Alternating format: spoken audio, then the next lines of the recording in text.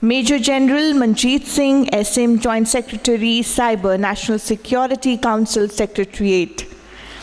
Mr. NSN Murty, Partner, Government and Public Services Consulting Leader, Deloitte, India. Mr. Rupesh Kumar, IAS, Director, Information Technology Administration of Chandigarh. And Mr. Fahim, Director, Alliances, GovConnect. So can we please put our hands together for all our esteemed dignitaries. We are extremely honored to have you here with us today morning. And as it is rightly said, to begin any wonderful event and the beginning, it is very important to remember God Almighty. And as here we light the lamp, so once again, we go ahead with the lamp lighting ceremony. And please, ladies and gentlemen, I want you all to fill the hall with your huge applauses so that we can have good energy and start it on with a very positive note.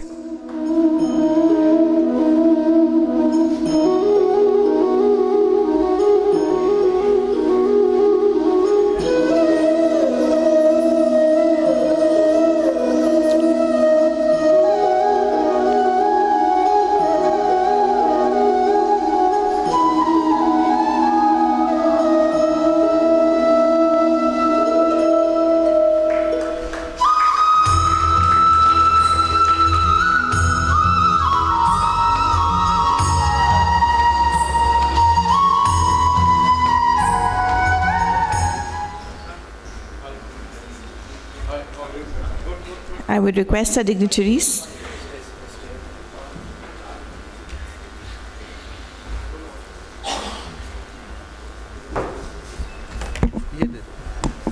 Line wise.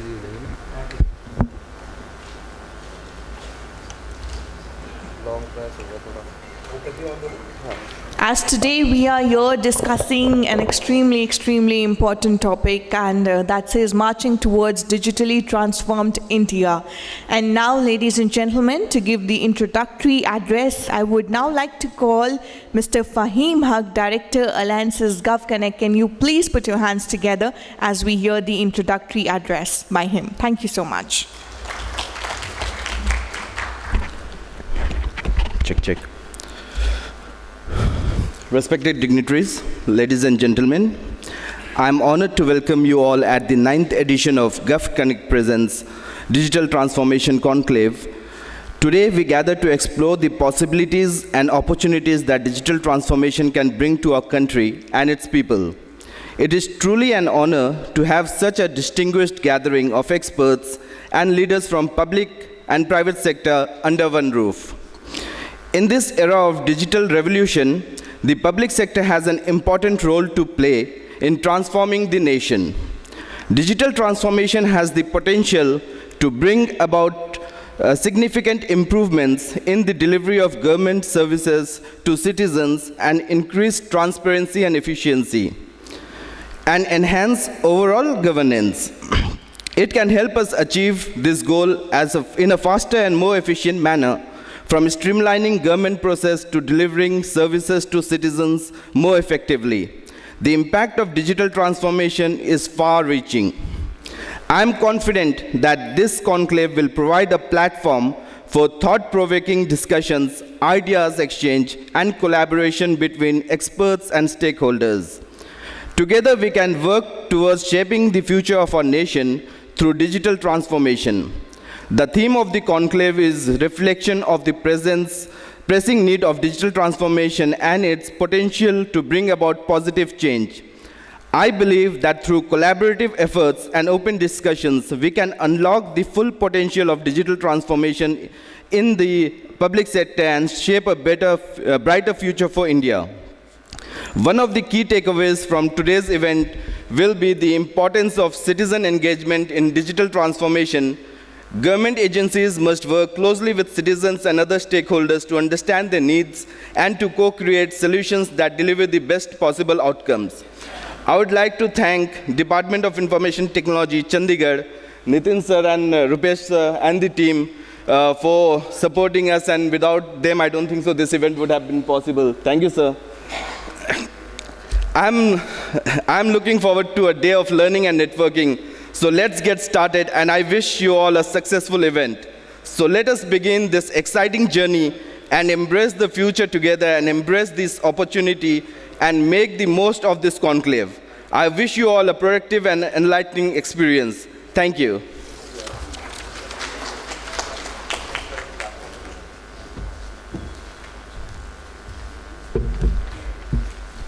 Thank you so much, Mr. Fahim Haq, for giving us an insight to what this conclave will be about. And now, ladies and gentlemen, up next we have Mr. Rupesh Kumar, IAS, Director, Information Technology Administration of Chandigarh, to give his welcome address. Can we please have a huge round of applause for him?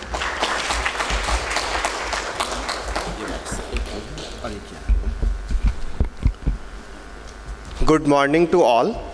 It's give me immense pleasure to welcome Shri Dharam IAS, to Administrator, Chandigarh Administration, Shri Alkesh Kumar Sharma Sir, Secretary Mighty, Government of India, Shri Nitin Kumar Yadav Sir, Secretary Information Technology, Chandigarh Administration, Major General Manjeet Singh, Joint Secretary Cyber, Government of India, all the senior officers, dignitaries, and leaders from the private sector, and my dear colleagues.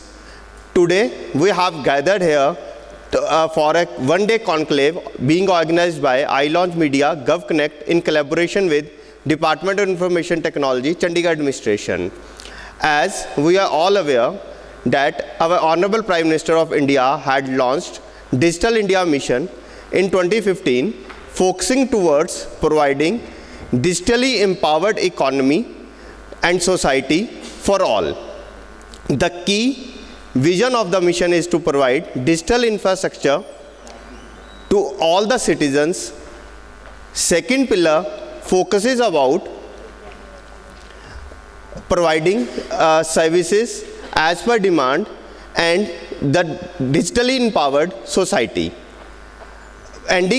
Focusing towards these pillars, the Chandigarh administration, under the dynamic leadership of our advisor sir and secretary sir, is working endlessly, and recently we had launched ration card management system wherein citizens need not to come to the offices for getting themselves enrolled or updation in their Aadhaar cards who are entitled under the National Food Security Act. Another initiative under the vision of our advisor sir, we have recently launched the doorstep delivery services of more than 50 services for the residents of Chandigarh, wherein the Sampark Mitras are visiting the citizens as per their demand and providing services to them. Moreover, Chandigarh was one of the first city in nation to provide the GIS based information of all the street furnitures on the Sanchar Gati Shakti portal, which will help the telecom service providers to roll out 5G in Chandigarh. Further,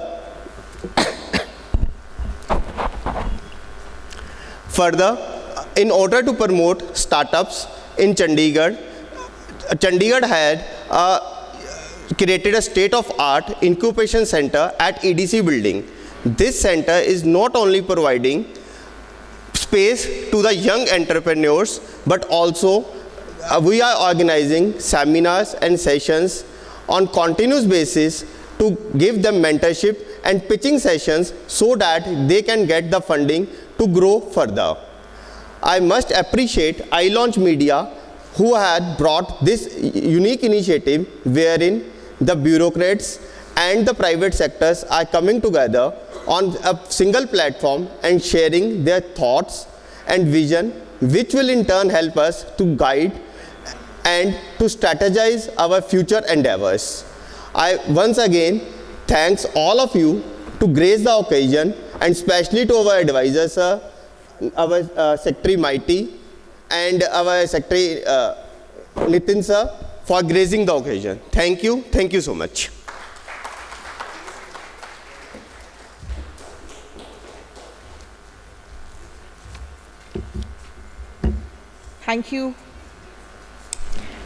Thank you so much, sir. And up next, to give the keynote address, we have Mr. Murty, Partner, Government and Public Services Consulting Leader, Deloitte, India. Ladies and gentlemen, can we please put our hands together for Mr. Murty? Good morning, everyone, and good morning, all my panelists on this. First of all, thank you, Fahim, for inviting us to be there. And this is, I think, the 4th edition we are here and we're discussing various things. So what I'm going to do is I'm not, while the setting up the context and agenda you have in your hands, and you will see throughout the day a lot of panels going around that, I want to share 3 important elements of transformation which we believe is today making the changes in India, and that's bringing the India to the supremacy in terms of digital infrastructure and digital goods in India.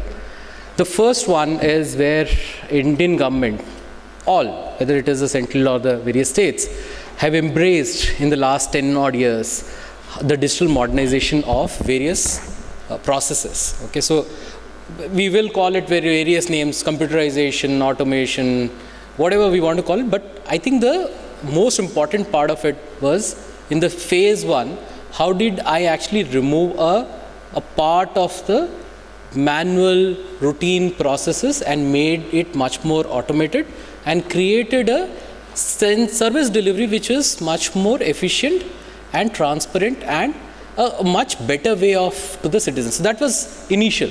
So what the world is now looking at India is to look at how India is going to embrace the next phase, which is the cloudification. How do you actually take the services and the applications on the cloud? We already have one of the best cloud policies, empanelment, infrastructure, and all the same. The only thing is the speed with which the applications needs to move on to that. That's part 1.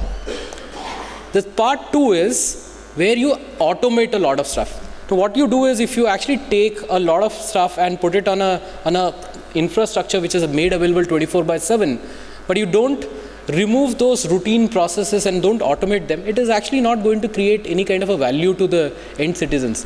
For example, if I'm still supposed to, and I'm very glad there's in the budget this time, Honorable Finance Minister, she mentioned it, and it's going to be part of the coming phases.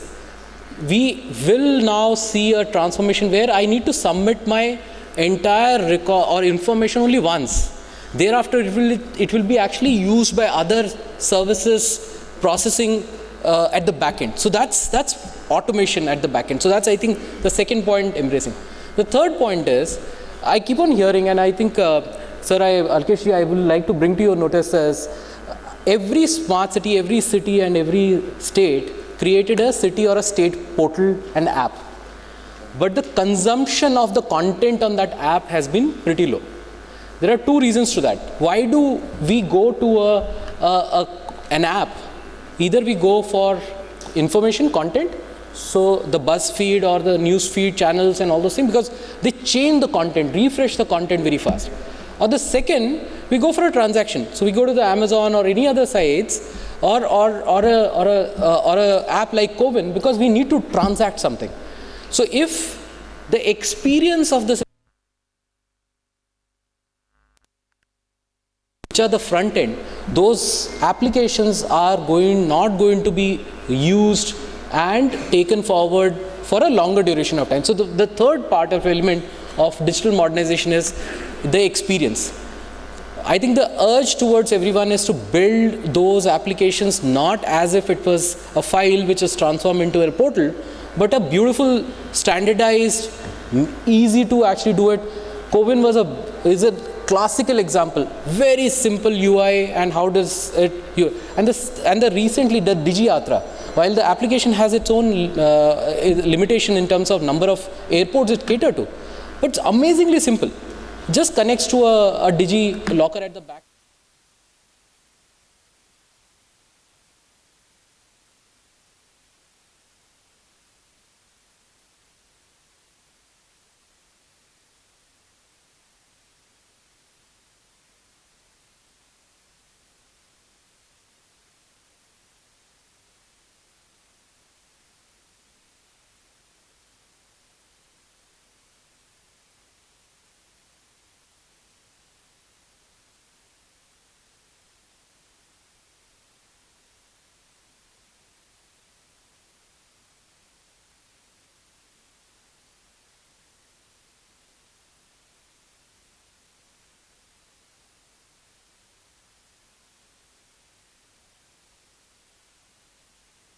level which makes it available across.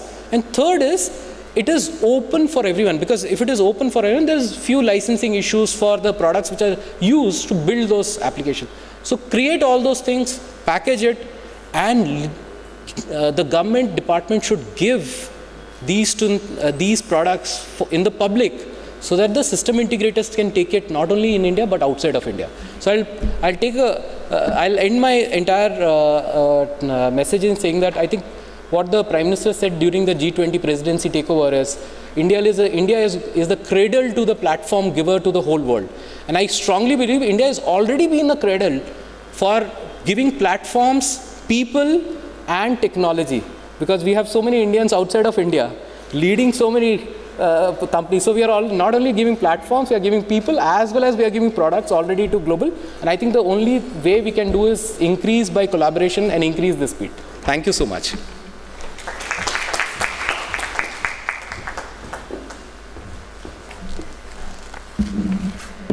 Thank you so much, sir. And up next now we have Major General Manjeet Singh, SM Joint Secretary, Cyber, National Security Council Secretariat. Can we please put our hands together as we welcome Major General Manjeet Singh.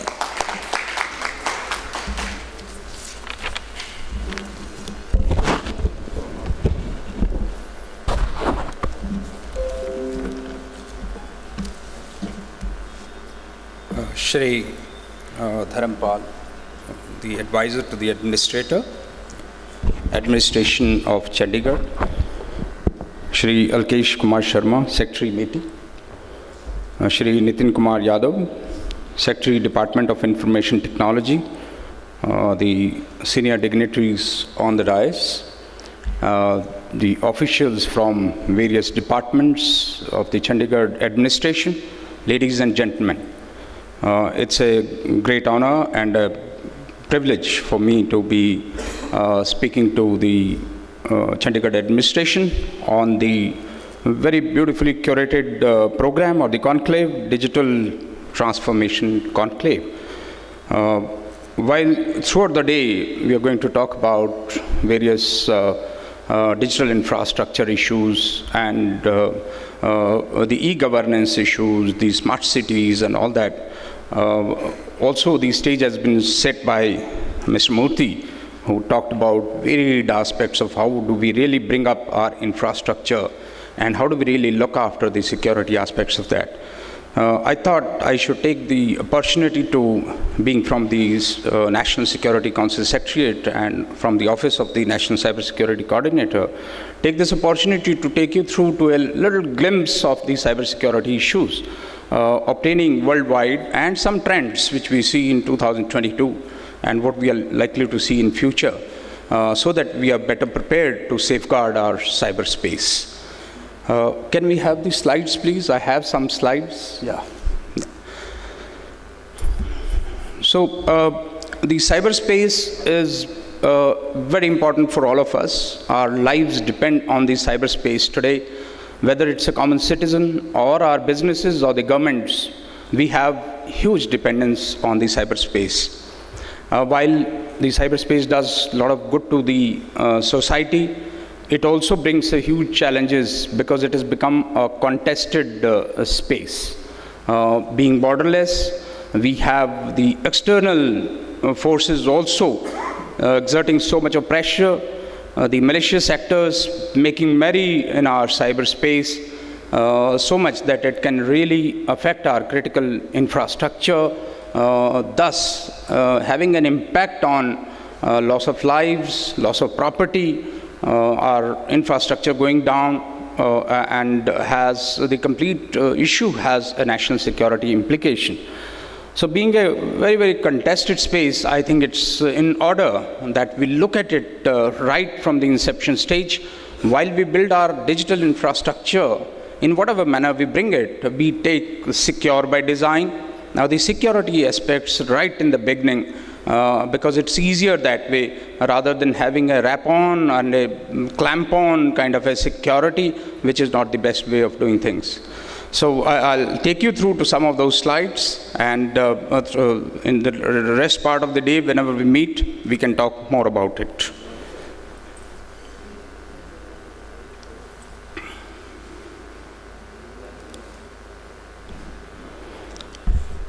The importance of the cyberspace is what I've in fact already covered, and you can see that it impacts every conceivable part of our life, be it governance, be it the commerce, the business, the industries, the healthcare, whether basic intranet email services, our smart cities which are coming up in a big way, the social media, the way you interact on the social media today, and our day-to-day communications. So it impacts every part of our life. And then we have our strategic sector or the critical sector. As the Government of India, we've identified 7 critical sectors, and that's telecom, power and energy, transportation sector, your government sector, the strategic and public sector enterprises, the BFSI, and the health. So we have identified 7 of these sectors to start with, and a cabinet note on the same has been moved, wherein it will come up as a notification. Not that we are waiting for the notification to happen, but that is to bring everyone's attention to these critical sectors. The work on the critical infrastructure identification and the identification of the protected system has already begun, and we have an agency for that. Probably more I'll talk about it slightly later. So these are the critical sectors. If you have a look at the quantum of the email users, we have about 30 lakh email users. There are 13,500 government portals which we all need to really protect. So we have a huge dependence on the cyberspace as far as our critical sectors are concerned. Just to take you to the global threat landscape as was obtaining in the 2022, the primary or the top of the line kind of a threat remained from the denial of service. And our journey, the way our journey has been, we have been the most affected from the denial of service. Our journey has really rapidly grown to the last man, last mile through our mobile services. So any denial of service affects us the most. The ransomware was another big threat vector which affected all the countries, and the trends were similar to what we saw globally here in India as well. There are a huge number of examples of the ransomware attacks. We have suffered it in our own infrastructure, whether it's Oil India or it is Tata or it is AIMS. There are a whole lot of examples as far as the ransomware is concerned. The threats against data is something, the data is the fuel of the cyberspace, and therefore the threats against data there are a whole lot of responsibilities. While the user is responsible as an owner of the data, there are data fiduciaries who have to look at it. There are data processors and controllers who have huge responsibilities to look at data. Apart from that, I would like to highlight the state actors, especially China, who has been collecting all sorts of data to carry out influence operations and to meet its military and political objectives. So that is something really we need to safeguard against. That's been a great threat actor. The supply chain is really another area where we really need to put our focus on, whether it's the hardware or the software. We've seen the example of SolarWinds and the Log4j vulnerabilities which were highlighted in the 2022. The supply chain is something which we really, while we are preparing our RFPs or we are doing procurements in the government, we need to really map out our supply chains very carefully, build certain things into our RFPs, and then have a look at it in a great amount of detail, because it remains one of the great threat vectors. And then you have social engineering attacks, a very favored source of first intrusion, with the phishing and the phishing as a service taking prominence in the 2022. And the last is about the disinformation, misinformation, used to the hilt by the adversaries to influence our normal population, to carry out, again, to meet its military and political objectives. So those are some of the threat vectors which we saw in 2022.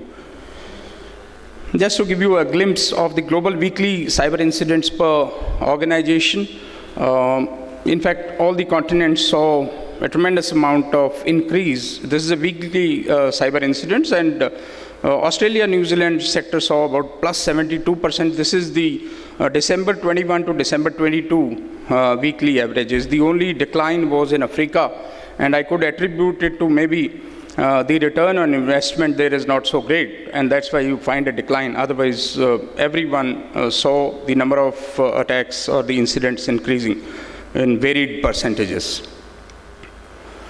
Some of the trends which quickly I would like to cover is that the geopolitics continues to have a strong impact on the cyber operations. A lot of technology wars, there are a whole lot of technology trade wars, there are those geopolitical factors which really affect the cyber operations with the state-backed activity, and the state actors really have building up on their infrastructure, building up on the resources and their capabilities to carry out such attacks, and the attacks are on the critical infrastructure. Again, the resourceful threat actors have been using 0 days to the hilt because they can afford to do it.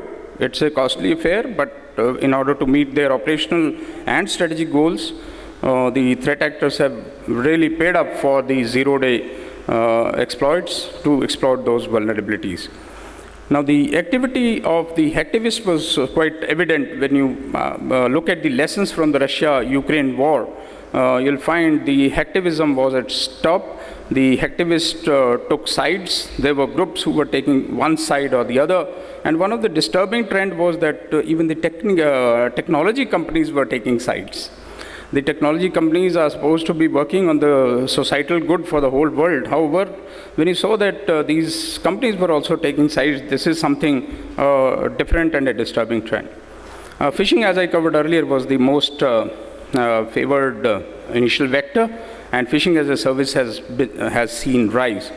Also, there has been a lot of retirements and rebranding activities of the ransomware groups because of the law enforcement actions and for the purpose of attribution and deniability. There has been a lot of rebranding in terms of the rebel group or its dark side or black energy. All kind of groups have been, or the hive, they have been rebranding their brands.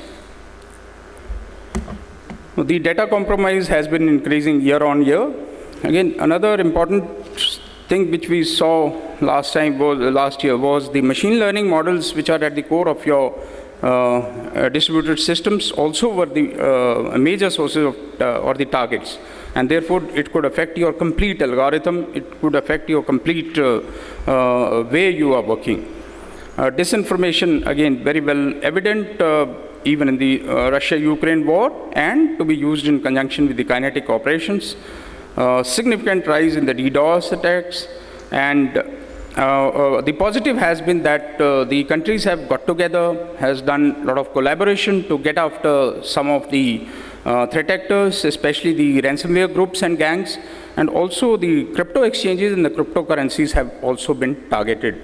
And that's why you find the value of Bitcoin crashing in 2022 by almost 100 or 200%. So those are some of the trends which we have seen in 2022. On the Indian cyberspace, while this graph is applicable to any cyberspace, wherein you have a look at the impact and the conflict escalation, right from the normal cyber criminals to the hacktivists to the terrorism and cyber war and cyber-enabled conventional operations, just wanted to highlight the lower part of the area is where the civil administration gets into the act, wherein there's a whole lot of cyber crime happening. You need to address the issues with respect to the citizens who are suffering every single day with the financial frauds and things like that. So a lot of initiatives have been taken by the Government of India and the states in addressing this particular mention. So at this part of the spectrum, you will find the civil administration which has to really come in, and it is beyond cyber terrorism or to the full-scale cyber war, wherein the military aspects or military capabilities of any nation would get into. Just a depiction of this. Our threat landscape has seen the incidents. The If you see the number of incidents, this is from the CERT reports. We have seen a little downward trend in 2022 from 2021. However, we are yet to see the full impact on the 28th April 22 certain guidelines, or not the guidelines, the directive which was passed. Probably in 2023, we'll see exact impact of how the 5 or 6 major directions are playing up with our industry, with our private sector, the public sector. That will, I think, come about in 2023.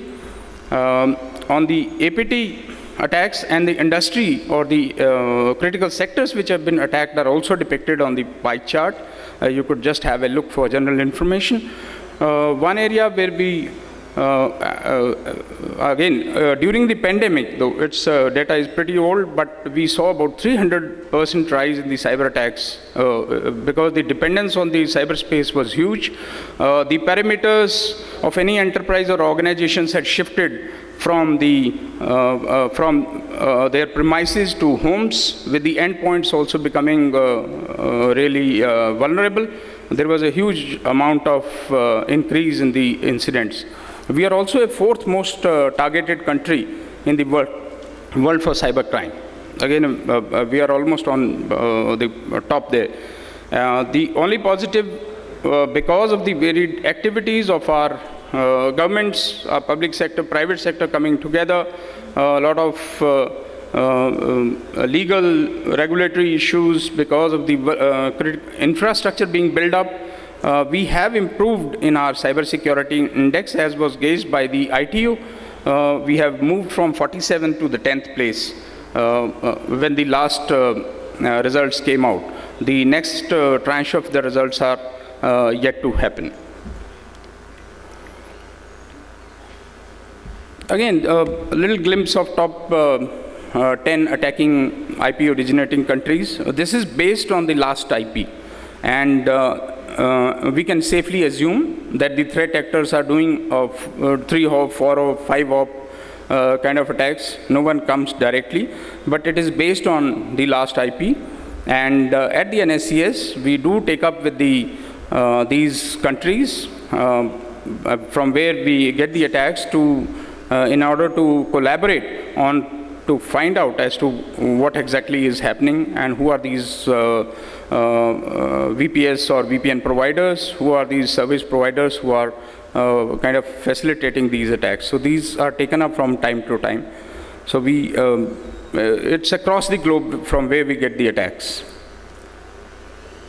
Now, this is just a manifestation of 2-3 major areas of attacks, just a depiction that could be 100.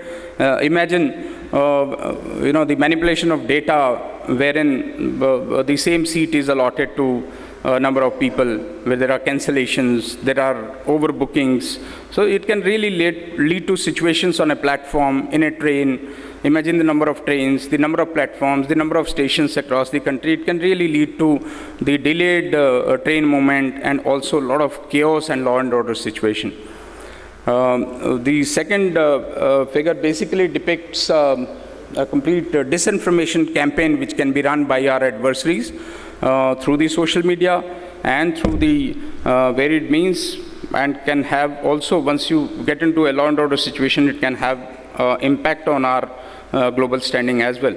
The last depiction is of a smart city, wherein the complete smart cities and Industry 4.0, which have now the IoTs also doing machine-to-machine talking. The supply chain attacks, the complete ecosystem can lead to, failure of traffic lights, the governance issue, the hospitals, the emergency services, everything can be thrown out of gear. Just a glimpse of, there could be 100 examples. Some of the national efforts which are being taken, our national cybersecurity policy was released in 2013. In fact, we were amongst the first to release the cybersecurity policy, which is standing us in good stead till date.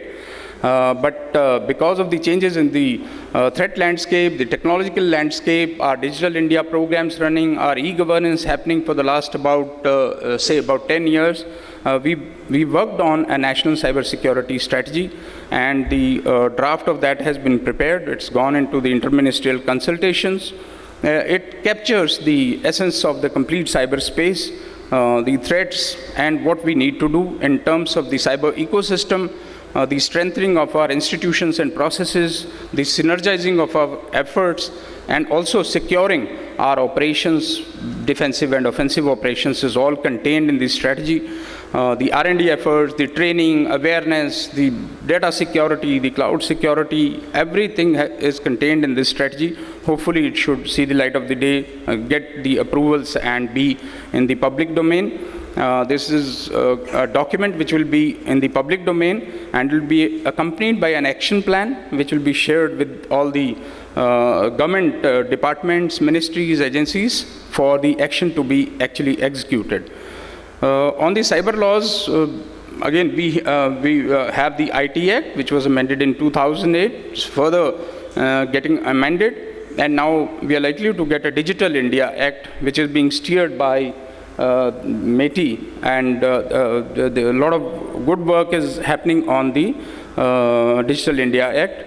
We have also envisaged coming up with a Cyber Security Act, which is in line with the global practices. We have across the globe a lot of countries, the European Union and all that, who have got a separate Cyber Security Act to focus on the cyber security issues. Now that is something which is under deliberation, and hopefully it will also make progress. The DPDP bill you are all aware of, and it's open for public consultation. A lot of public consultations have happened, and again, it's being steered under the aegis of Murty, Government of India.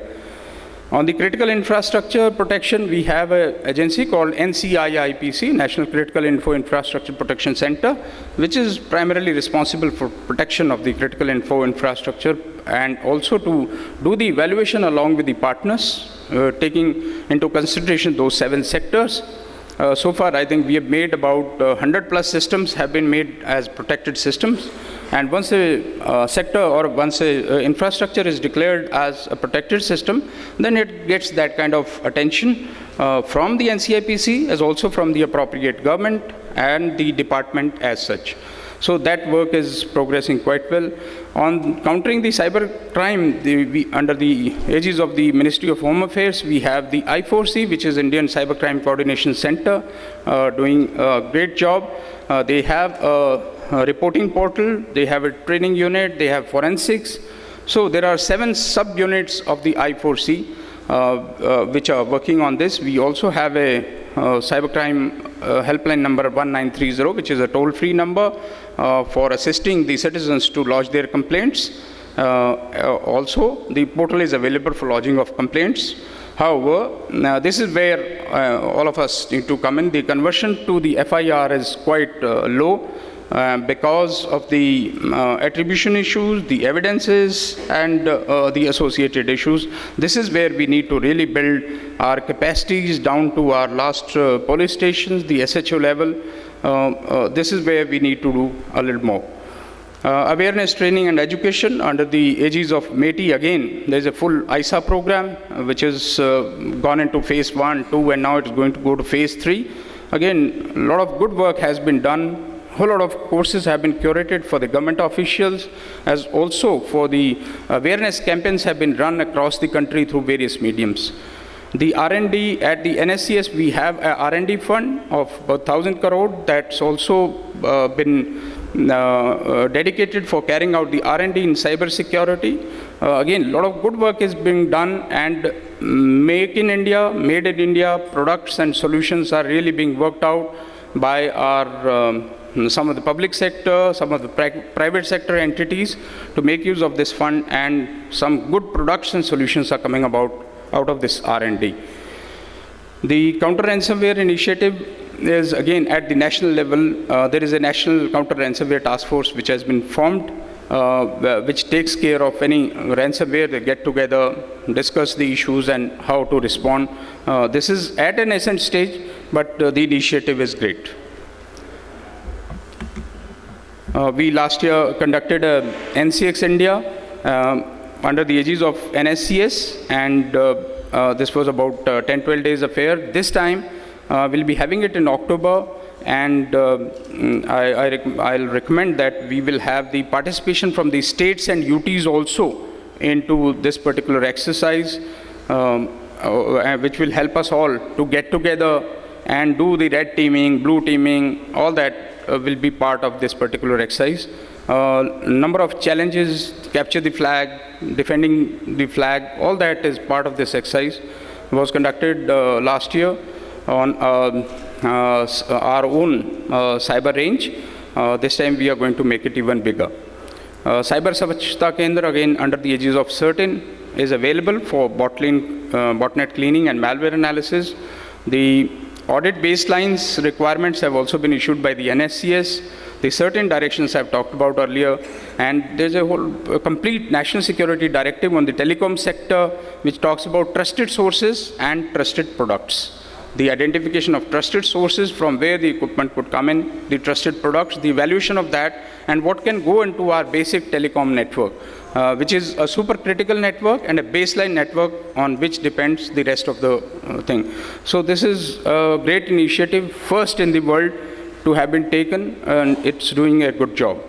In fact, power sector is also following up on this particular, and they are coming up with a trusted vendor system. TVS, they are almost in the final stages of coming up with a trusted vendor system. They have also issued some guidelines for the power sector. And some international cooperation in order to collaborate and cooperate with various countries. There is a complete association with a number of friendly countries on bilaterally, multilaterally, through various regional forums. We have engaged with all these forums, again, to ensure that we collaborate on the attribution part, to pick up the best practices, to pick up the threat intel which any of these countries or the partner nations or the like-minded nations have. So a whole lot of international cooperation issues are also ongoing, being steered by MEA, by METI, by NSCS in a very, very collaborative manner. So I thought that was all from my side, which I wanted to cover. Thank you. Thank you.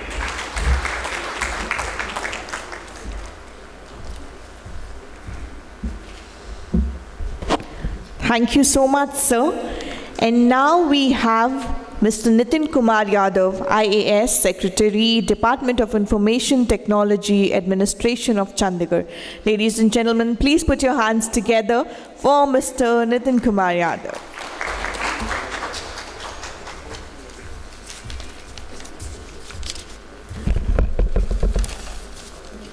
Good morning, everyone.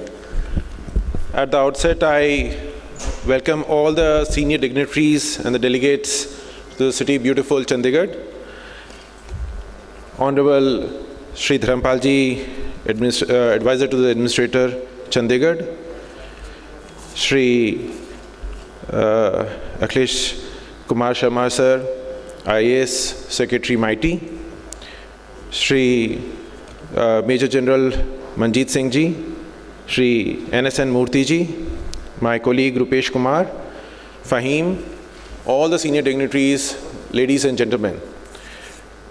It's an indeed pleasure for me personally, as well as from the Chandigarh administration side, to co-host this prestigious digital infrastructure conclave in Chandigarh. We have been attending this conclave in various parts of the country, and it is indeed a great confluence of all the industry leaders, the government departments, and various players in the IT field. Provides a good forum to discuss various issues which are affecting the IT sector as a whole and possible solutions that we can come up with. If I talk about Chandigarh itself, while Chandigarh is seen more as a it's a capital of two states as well as a union territory and as a predominantly administrative town, it also is an educational hub, and thereby has been a confluence, a place where a lot of students, lot of IT professionals have been taking interest in providing leaders to the IT sectors in the country. So one of the challenges that we have been facing here is that the SEZ that has been created, and as part of the export initiatives, the IT services has been one of the major thrust area from Chandigarh side. But we have been limited in terms of the area. While we have a lot of demand for startups, the area which you can provide even through co-hosting and other things is quite limited. And so we will be requesting MIT to assist us in providing more infrastructure to the budding entrepreneurs in the country, in the city. Sir, there is a lot of initiatives that we have been taking from the government side for providing G2C services and G2B services for the citizens. While we have been able to do a lot of work on individual departments, as has been elucidated by my director, but we have built world-class infrastructure in terms of ICCC, the various command control centers, SCADA, but perhaps the limiting factor that we have been facing now is to go to the next level of innovation, which is when we talk about AI-based analysis, image-based analysis, big data, and artificial learning, and all those machine learning. So those kind of areas are something which have been done only in silos. So to give an example, sir, if we have image-based analysis, today we are using it only for challan activities in traffic. While there's a lot of demand for security issue related matters, say from banks, from hotels, and from all these critical infrastructures and commercial organizations also. So all that you need to do is have the same infrastructure built in that, and on top of it, the same AI which detects, which is used for image analysis, can be used for various other sectors. So how does one expand these functionalities to both private sectors as well as to the government players is something which we are exploring in the next phase as part of the smart city initiatives. Also, perhaps the knowledge and the expertise in smaller places is very limited. So to give an example, we have practically non-existent department here. We are working in additional charges. So smaller places like UTs and cities find it difficult to rope in the expertise of AIs and other things. And with Chandigarh being one of the 14 cities selected for 5G rollout, we would be seeing more and more such next level applications, IoTs and other things coming in. So we need to prepare ourselves. So perhaps some kind of core groups and some kind of excellence centers need to be supported. Maybe it can be taken at a Government of India level or at a regional level, which can kind of help all these cities develop the next level IT initiatives. So, sir, with these words, I would again welcome all the delegates, and I offer them, please, if you would like to visit Chandigarh, we will be, offering some good transport systems and tourism guide, so that you can see all the spots to visit in Chandigarh, and you'll have a pleasant stay here. Thank you very much.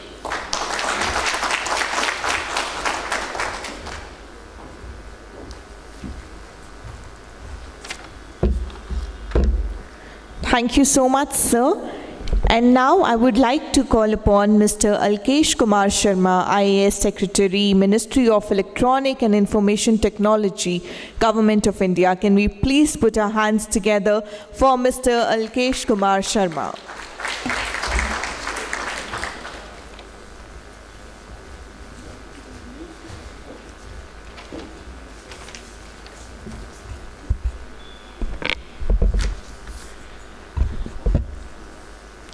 Advisor to the Administrator, Mr. Dharam, Nitin, Mr. Murty, Rupesh, distinguished friends, I can see some young ones also, ladies and gentlemen.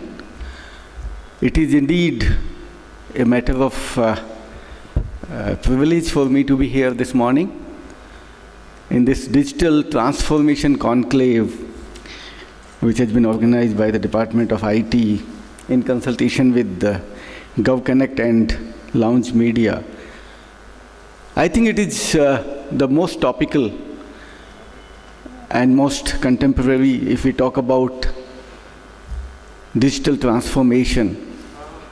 And if we look at the way India has moved into this journey in last couple of years, I think this is a lesson for the whole world to learn and listen and follow us. Now I'll just take you through some of the points.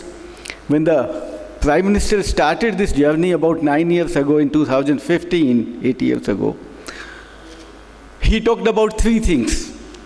He said, ultimately it is the technology which is going to transform India, which will take us to the next level of development. And we talked about digital connectivity. That was one of the first pillars. Second one was about the price of the device. How can we make our mobile phones, laptops, iPads, tablets, can we make them cheaper? Cost of data, which was again an important element. And our thinking has to be the whole idea of being digital first. We should start thinking that, yes, anything I do in technology, in systems, in processes, even the people should think digital.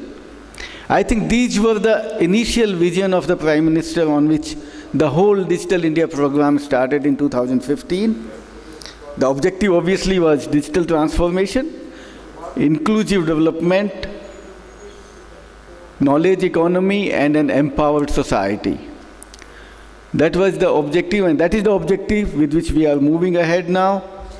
If we look at the achievements in last 7-8 years, I think it's phenomenal. You have 115 crore mobile phones. Almost 84 crore people are using internet subscription, which is among the largest in the world. Look at our unique identity system of Aadhaar. 136 crore have been issued so far. UPI transaction, we control world's 45% of digital transaction, much more than many countries' total transactions itself. US, France, Germany, UK, we are far, far ahead of them. DigiLocker, we have talked about it. COVID has been an example. Had we not had COVID, probably our digital transformation would not have been as good, as fast as it has been today. And then PMG Disha. The whole idea is that we have to connect the last mile. Unless we do that, we will not be able to take India to the next level. We cannot make India developed unless we connect each and every citizen of India, each and every location of India, each village of India, each habitat of India. I think now in whatever we have done in last 7 years in Digital India, we have to move on to the next level. And that level is, while we have been creating, as was spoken by Mr. Murty, about processes, services, I think we have to move on to the next level. Solution architecture has been the thing of the past. Now we have to move from solution architecture to enterprise architecture and to ecosystem architecture. The whole idea has to be that we have to move from e-governance to digital governance. And that digital governance will be possible when we have an end-to-end service delivery mechanism. The citizen should not come in contact with any physical. There should be absolutely no human interface. And that is where the digital government will come into picture. The service delivery has to be completely digital. And in order to do that kind of a thing, now we are moving into the next generation. We have been talking about creating digital public infrastructure. And that is also one of our pillars when we are talking about G20. Digital public platform. The difference between us and the others, as was mentioned before, that we have we adopted a different path than what the West had adopted. In Europe and America, the development of these platforms has been the tech company driven. It was a private sector driven initiative. There was a cost attached to that. We adopted a different approach where we created these digital public platforms, the digital public infrastructure. It was done in the public sector. It was created by the public. It was created by the government. We created a platform and then gave this platform to anyone, the startups, the private sector people, the public at large, anyone who wants to develop solutions, applications, anything they want to do, they can do it on this platform. So this was an open source, open API, interoperable architecture. And that is the beauty of India, which has taught the world that India can do solutions at population scale, can do it at cheaper cost, and can do it which is acceptable, adoptable, and implementable in all geographies, in all systems. I think that is what India has done, and that is what world is learning from us now. If we look at our public platform, if we look at what we have done, many countries of the world are now looking at India. We are already providing technology support to a couple of countries in implementing their unique identity system based on our Aadhaar. Almost 39 countries are already in touch with us for signing agreement and MOUs for implementing our UPI. A couple of countries have already started in Singapore, Nepal, Bhutan, UAE. We are already, India's UPI is operational there. 10 countries are extending this facility that all our NRIs can now work on UPI. They can transfer their money, they can do transactions on UPI, whether it is Australia, Canada, UK, 10 countries, Saudi, they have all become part of it. So we are taking our UPI global, our Aadhaar is becoming global. So the whole idea is that we should now move on to the next level. And to take India to next level, I think each one of us have to contribute. How do we do it? So we in Government of India are looking at a 6-pronged strategy that is necessary to take us to the next level and to make India a developed nation by 2047. And that vision is that we have to have a digital government. It has to be a whole of government approach on which we must work. And to do that, couple of policies, we are coming out with a digital government policy soon, where the objective is that we should have a unified, unique identification system based on Aadhaar. There should be one identity, one ID for a citizen. He doesn't have to have multiple IDs. License ka alag, Aadhaar, voter ID card alag. All that will not work. With single identity, single ID, you should be able to do that. Citizens should be able to access all services. Second one is single sign-on. Now, if I have to sign on a license, I have to go to a portal and do my username and password. If I have to move on to go for another service, I have to again log on. If I have to go for my क्या होता है वो as life प्रमाण पत्र ना आयु क्या बोलते हैं उस जीवन प्रमाण you have to again go log on to another portal जो 60 से ऊपर वाले हैं वो सब जानते होंगे कितना डिफिकल्ट है The whole idea now is that we go on to the single sign-on. We have already started. PM has launched it in July 22. Couple of services have already come on single sign-on. So the whole objective has to be that it has to be single unique identity, single sign-on. We should stop working in silos. आज के दिन IT वालों का अलग से website होगा, home का अलग से होगा, एक ही सेक्रेटरी 4 वेबसाइट मैनेज करता है. We have to have a whole of government approach. Everything has to be single, unified, no silos. That is the digital government policy which will be coming out soon. Second one is we are talking about big data, artificial intelligence. How can we make good use of data? India has world's largest quantum of data today, humongous quantum of data. But are we able to make good use of that data? Now, in order to ensure that the basic challenge is, every department has data in different formats. Somebody has it in PDF, somebody has it in Excel, somebody has some other formats. Data don't talk to each other. Now, this national data governance policy will ensure that there are standards for data, metadata, quality of data, the use of data, accessibility to the data, interoperability of data, all that will be made possible. And that will be launched soon. The policy will be out, and we are also ready that how we can ensure that all data of the government, both center and the state and the UTs, should be able to talk to each other. And that data should be made available for policymakers, for researchers, for startups, so that they use it, to create new products, new services, new applications, and make good use of data.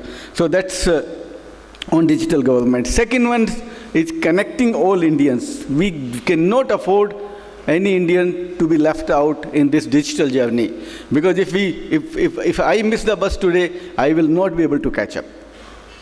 So we have already started, 5G has come, broadband has come. The objective is that everyone has to be connected. And it is not only to be connected by this thing. He should also be able to communicate. Now, when we talk about communication, the major thing that even today, while 80 to 90% of our websites are in 2 languages, there is still 40% of India's population who does not understand English or Hindi. Now, how do we communicate with them? Now, we have come out with a platform which is an amazing platform and one of its kind in the world, which is called Digital India Bhashini. Now, this platform has speech-to-speech, text-to-text.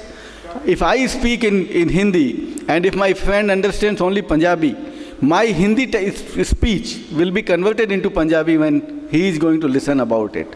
Now, that will make sure that the people who cannot speak English in Northeast, in Santhal, in Jharkhand, in Chhattisgarh, they will also be able to connect with Digital India. Now, that platform is very powerful. We have already done 12 languages. We are translating multiple portals, and people should be able to communicate and take services in any language which they speak. So there is no necessity that they should know English or Hindi. Now, that's another major thing which is going to connect. Third one is about modern digital laws. General has talked about it. We are coming out with Digital Personal Data Protection Bill. We are coming out with the Digital India Act and the Cyber Security. They are in advanced stage of discussion and consultation. We'll soon have these in place so that, we are at par with world's best economy when we talk about digital laws. The digital economy, while we had always been a good IT service providers. And almost every big economy of the world, every Fortune 500 company will have some Indian providing services. Now, we are moving on to the next level. It is not only the services. We must become a product nation. So to become a product nation, we have to come out with both in electronics, hardware, manufacturing. We are the second largest manufacturers of mobile phones in the world today. 7 years ago, we were the importers of mobile phone. Today, we are exporting mobile phones. $10 billion worth of mobile phone will be exported from India this year. That's another thing. And then a lot of platforms on e-commerce. Now, these 3 products will ensure that we become a 1 trillion digital economy by 2026. Now, that is on the digital economy. And then obviously technology. We have to have global leadership in technology, whether it is artificial intelligence, machine learning, metaverse. He talked about it, Web3, quantum compute, high power compute. We have to become world's leader. We are doing quite a lot. I don't know how many of you know that we are the 3rd largest artificial intelligence ecosystem in the world today. We are the chairman. India is the chairperson of the Global Partnership on Artificial Intelligence. We got this chairpersonship this year, defeating some of the leading nations of the world. We are the chairman. So there is a lot of focus on India. India's talent, India's students, the young ones, There is so much of talent on artificial intelligence. We have launched a national program on AI. We are going to set up 3 centers of excellence on AI, where we will be imparting those trainings. In startup, again, we are the 3rd largest startup ecosystem in the world with 87,000 startups, 107 unicorns. The fastest growing startup ecosystem in the world, India is leading that. And that is all of you. You are all contributing to that. So that is what we have to continue with. So we have to move at the next level, become a technology leader in next 25 years. That is the focus, target, and objective of the government. And the most important and the last is talent. We have to create digital talent. Today there was a report by Team Leads that we need almost 30 million digitally skilled talent to take India to next level. I think a lot of work has to be done on skilling, upskilling, reskilling, right from basic and foundational literacy to the advanced technology skilling. A lot of work has to be done. We are coming out with a lot of new programs. As you know, the future of work is changing. The work culture is changing. People are working from home. Companies are also looking at new ways of working. The new gig culture, as we call it. I think we have to see how the future of work is changing, and we have to also ensure that we have our workforce which industry wants. We cannot continue giving the same old training and then they say we don't get jobs. Industry demands something else, we give training on something else. That is not the way India can develop. We have to have an industry-ready workforce. We all have to work. Technology institutions have to impart knowledge on the latest technology, on the latest skills, and all of us have to work in that direction. I think these are the 6-pronged strategy which Government of India is adopting, and this will be done with the participation, involvement of governments, stakeholders, industry, academia, startups. We all have to get involved, work towards it, then only we'll be able to make India a developed nation. I think it is indeed an opportunity, and this is our time. The most important thing, because we got the presidency of G20, and our whole focus, one of the groups which I'll be chairing is on digital economy working group, where we are going to tell the world that yes, we have products, we have platforms, we'll tell you what we have done, and we are willing to share it with you. And then similarly, we are also working on 2 other priorities. One is on cybersecurity, where we will be talking to the G20 nations that we must have a system of imparting knowledge, sharing information with each other, and have a cyber secure space. And the third one is on skilling. There again, we are telling the G20 countries, let us look at skills, what we have. Let us start learning from each other. Let us also start recognizing each other's skills and certification system, so that my officer, a person trained in India should be able to seamlessly go and work in Australia. He doesn't have to go for another certification there. So that's another priority. G20 is our moment, and I think, friends, if we can all put our hands together, this is the time. If we do it today, we can do it now. Thank you.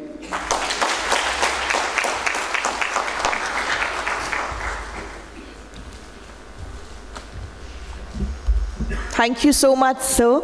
And now we have our chief guest, Mr. Dharam ji, IAS Advisor to the Administration of Chandigarh. Ladies and gentlemen, can we please put our hands together?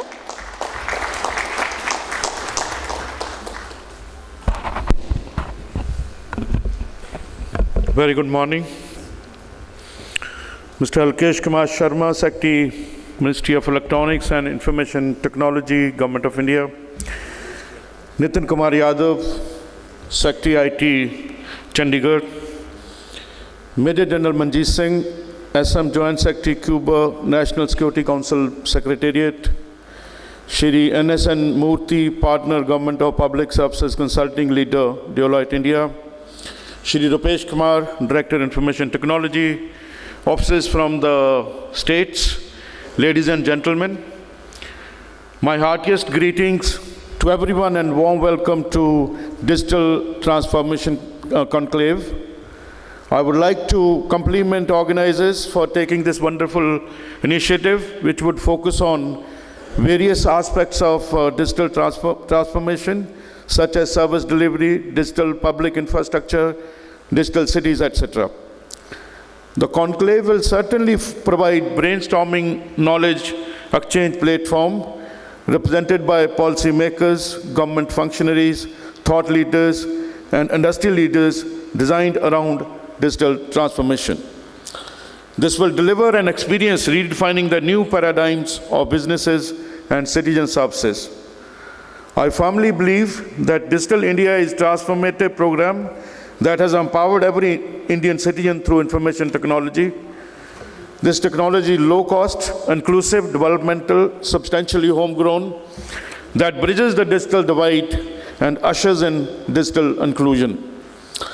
With India pushing for the digital transformation under various schemes and government programs, there have been significant adoption of technology by the various government organizations.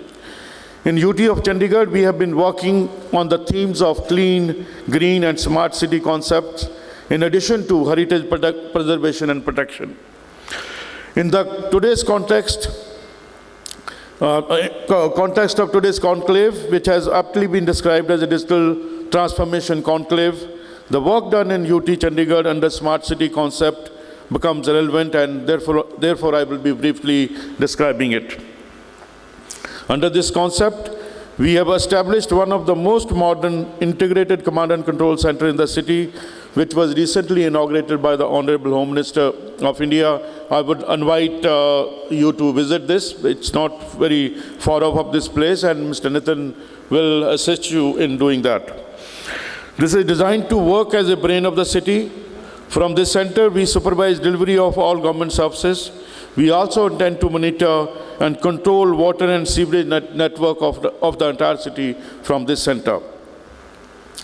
The state-of-the-art command center is integrated with the major citizen services, including e-governance, solid waste, door-to-door garbage collection, public bike sharing, street lights, intelligent transportation system, for the purpose of effective monitoring of services and data analysis.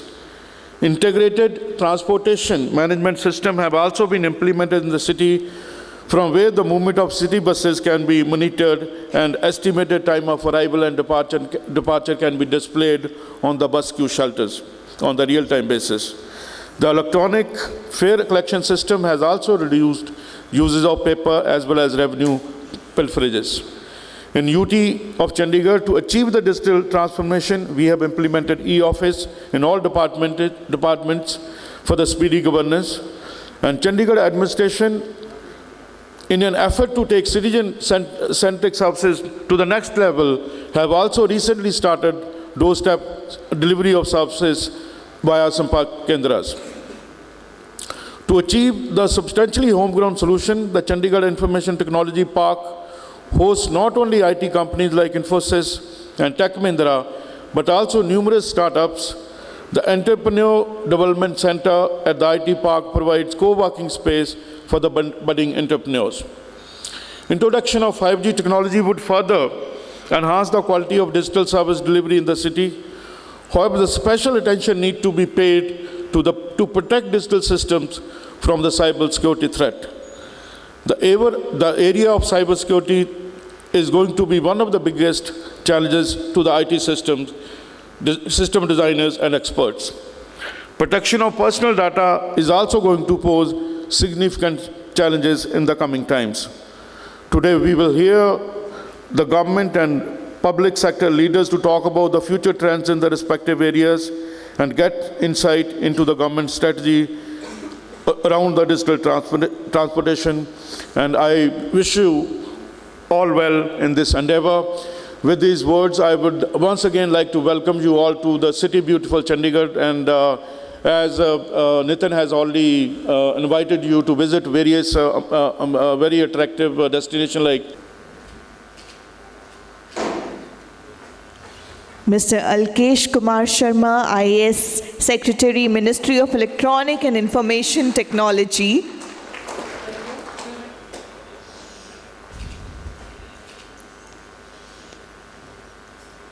Mr. Nitin Kumar Yadav, IAS Secretary, Department of Information Technology Administration of Chandigarh.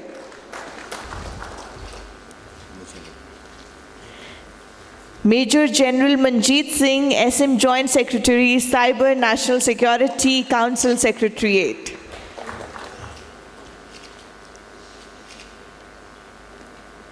Mr. Murty, Partner, Government and Public Services, Consulting Leader, Deloitte, India.